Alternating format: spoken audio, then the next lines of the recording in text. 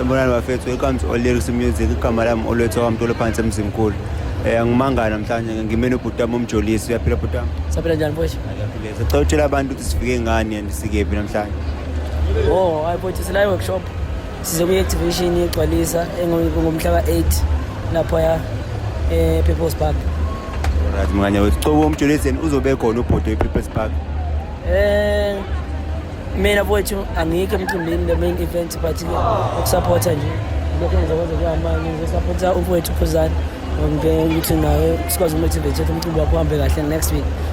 Alright mnganya wethu, ungafisa ukuthini kwabantu ngoba bekuthanda kangaka nje benomculo bakho bewuscreama mhlawumbe yini esingayilindela futhi kumjolisi ngoba nje uzofika uDecember manje. No, ngicabanga ukuthi nje mfowethu abantu abangayi kusithanda siyabathanda kakhulu nathi sazoqhubeka sibenze lezi zinto. Alright, khona esingakulindela kuwena Madosi. Yeah, but i-album siphelile ngicabanga ukuthi sekusele nje ukuthi ngikhiphe usuku. Alright, siyabonga nganya wethu. Siyabonga bhuti.